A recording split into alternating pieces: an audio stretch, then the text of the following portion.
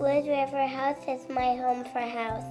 Wood River Health is a one-stop shop for primary medical care, dental care, behavioral health, and social services. We care for the members of our community because they are our community. I'm Allison Crow, President and CEO of Wood River Health. Since 1976, our health center has provided high-quality, affordable health care to residents of Rhode Island and southeastern Connecticut. We are your neighborhood health center. Let us be your home for health. Good day, everybody, and welcome to On the Aisle with Rona Mann. And today we are on the aisle at the Granite Theater in Westerly with The Tale of the Allergist's Wife. Only 3 shows left, too, so you got to hurry.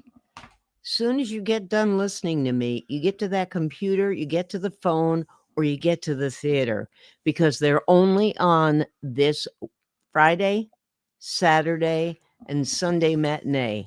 According to Nicole DeMattei, there's plenty of tickets still left, but this is a good one, and it's different, and you're going to want to see it.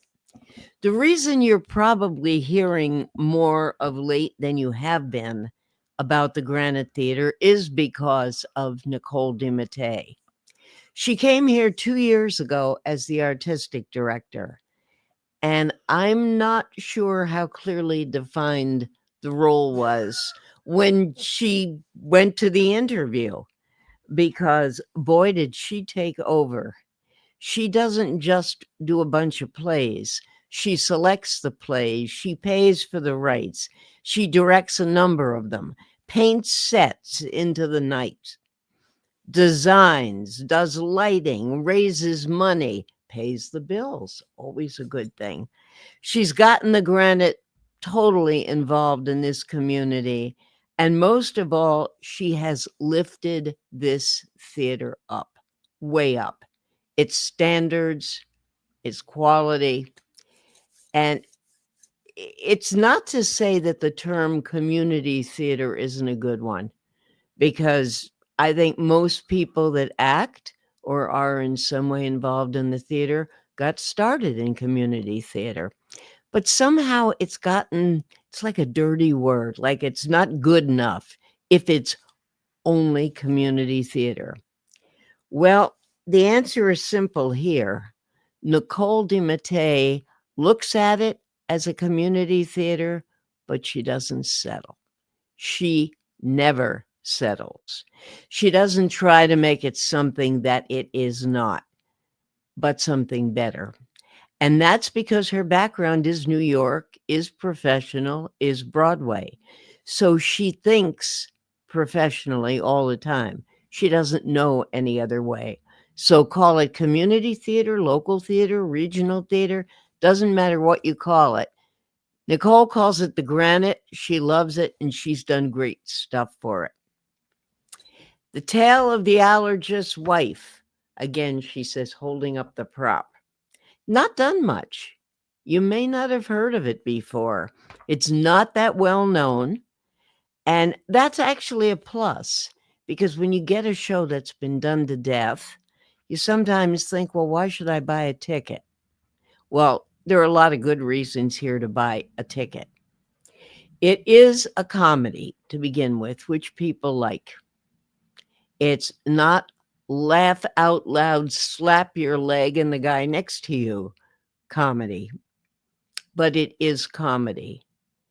It's not farce, but I promise you, you will laugh, you will find things humorous, but probably in a different way. The only people who know that it's not a comedy are the actors, and that's what makes it funny. They're just up there playing regular people, living their lives as fairly wealthy Upper West Side New Yorkers. This is written by Charles Bush. Again, I don't know how many people know him, but he's a character. This is probably the only straight play he ever wrote, and you can take that every way it's intended. Charles Bush is an actor. He is a playwright. He's a director and he's a drag queen. And he has done a number of things that star him in the female role. He even did Taylor the Allergist's wife for a very short time. I don't know if you knew that, in the leading female role. And then people said, not such a good idea. But the show that he wrote is pretty good, or at least Act One is. Act One, Act Two are a little bit different, not because of the subject matter, but because of him and his writing style. He wrote Act One almost like a Neil Simon, almost like a TV sitcom. But by Act Two, he was getting a little crazy. Still a show you will want to see. It's very Upper West Side. It probably would not play well in Des Moines, Iowa. They wouldn't get it. It just wouldn't mean anything. But this is New York sophistication in its verbiage, lifestyle, in the costuming, and in that set. What a set. Everybody talks about the set, as well they should. I was with someone, what we walked in, we sat down, she looked at me and she said, why can't they come to my house and do that? It's absolutely great. And this was done by local people, not professional scene designers. Roger Pavey Jr. is the designer. He had a bunch of people who worked with him. There's even a working kitchen in there. If you want a real show, when intermission comes, unless you have a need, don't get up and go. Watch what's going on, because the stage manager comes out, one of the actors comes out, and they go to the working kitchen and they start making dinner with real food. They've got a real refrigerator. When they opened the fridge, the person next to me said, they got more in that fridge than I got in mine at home. It is beautiful, though. It's absolutely like an upper New York apartment. Let's get to the characters. The main character, the name of the character is Marjorie Taub, and is played by Sandra Laub. I swear they did this because it rhymed. She has a lot of professional credits. She teaches, she acts professionally. She's done a couple of one-woman shows. I've seen one of them. Very talented. I'm not going to go into the weeds of the plot. That would be giving too much away. And because the plot really is the reason you're going, that and the performances. But I would say, if you are familiar with Stephen Sondheim's The Ladies Who Lunch, that is what Marjorie is. She goes to the art gallery. She gets her massage. She is very up on museums and great literary work. She's always quoting authors and philosophers and trying to get them so she can complete herself. But she's not happy. She still has a therapist. She plays a wide range of emotions, Sandra does, from the very first line to the curtain call. And she does it well. You really do see a wide range, and you would for a character like this. She's met her match, though, and her match is Heather Oakley. Heather Oakley is her long-lost best friend, and she provides much of the play's spice, the humor, and the twists and turns of the plot. There were times I thought that it was her show more than Marjorie's show, but they do go at each other.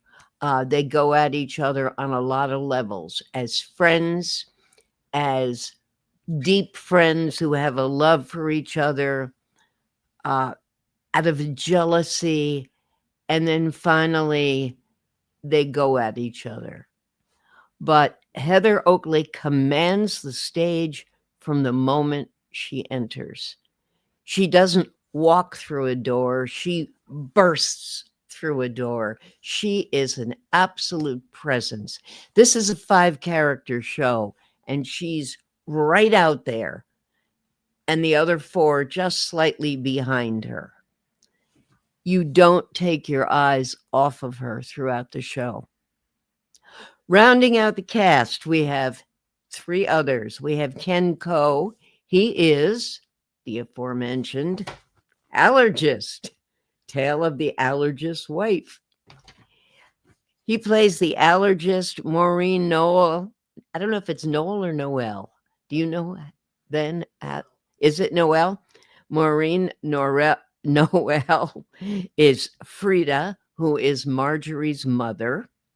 And then we have Cooper Aquilino as your typical Upper West Side building doorman.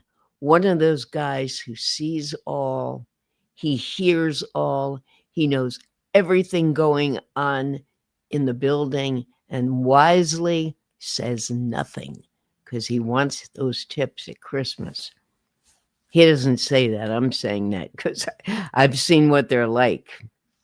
Ken Coe's role is very understated, but he is such a superb actor that he has found the key to make it, and he does make it his. And he takes the audience with him on his journey from the quiet, ineffectual husband, almost dorky in the beginning, to becoming outspoken and alive. He really has a balance, and he plays it very well. He was, last year he was in Sleuth, and he's just wonderful. He's a fine, fine actor. Only Maureen Noel as the typical Jewish mother was a disappointment to me. She was a character that we've seen, I think, too many times. And she was a caricature rather than a well-developed character. She missed so many key moments because she was either acting too much or she wasn't in the rhythm. She kind of missed, she has, without a doubt, some of the best lines in the piece. And there were times that she either gave them too fast or there was pause, pause, pause. I don't know if the lines were a problem. She just didn't have the rhythm, and it was a shame, but I didn't even like the way it was written. I thought it was written too much like, let's throw a Jewish mother in there and it'll be like every Jewish mother that was ever written in every play. Well, here's the success of the piece. The success of the piece, as I had mentioned to my friend Ben earlier today, is the actors play it straight throughout. They play it as though what they're saying and doing is very serious and very important, and they leave it to us, the audience, to get the comedy, and you will get it. Is it worth seeing? Absolutely. Absolutely, positively. You've only got 3 performances. You've got this coming Friday at 7:30, Saturday at 7:30, and Sunday matinee. When it's over, it's over. You don't want to miss it because this is not a show that's going to come around again at some other theater anytime soon. And it's a good one. It was written 25 years ago. It was nominated for a Tony Award. It did not win, but it was nominated. And in New York, just being nominated is something because a lot of competition. Linda Lavin, the late, played the lead. Her husband was Tony Roberts, who did, as I was talking about the Jewish mother, there were so many husband and male roles written back then that Tony Roberts was in. He was in a lot of them. None of them absolutely earth-shattering, But like Ken Coe, he managed to pull it off, and he did a really good job. So, The Tale of the Allergist's Wife, it is at the Granite Theater. Go online. Tickets start at $25. You want to see it. You don't want to bring kids, high school kids and up. Even that's a little iffy, but high school kids are pretty sophisticated today. And no, it's not about allergies, and you won't learn anything about Benadryl or what to take if you're sneezing a lot, but you'll be laughing a lot. So, for On the Aisle, I'm Rona Mann. Go see Tale of the Allergist's Wife.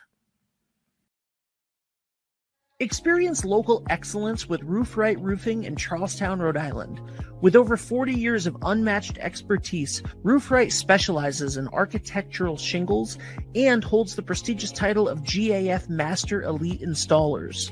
Known for their commitment to the community and support for local initiatives, Roof Right is your trusted partner for all of your home's roofing needs.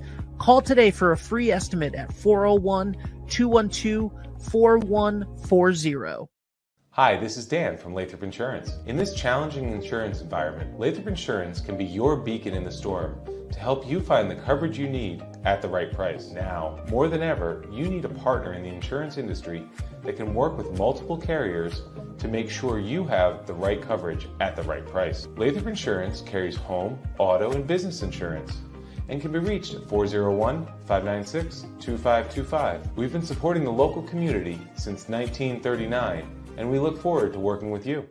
What's going on, everybody? It's Patrick down here at the Wireless Zone at Dunn's Corners at 224 Post Road, and everybody down here is getting the brand new iPhone 16. We have it here in stock. The best part is right now, if you trade in your old phone, you get it for free. We got deals all weekend, awesome savings. Come on down and see us, 224 Post Road, Dunn's Corners, Verizon Wireless Zone. We'll see you soon. D&V Mechanical specializes in the installation, maintenance, and servicing of Mitsubishi ductless mini-split heat pump systems. We are certified by Mitsubishi as Diamond Elite Contractors and factory trained and up to date on the proper procedure of the installation and service of Mitsubishi ductless heating and air conditioning ductless heat pumps. We assist with the paperwork to reduce much of the stress-related documentation required to get the state rebates and federal tax incentives. We are not a jack-of-all-trades, master-of-nothing company. We are masters of ductless heat pumps. It's what we do, and it's what we know.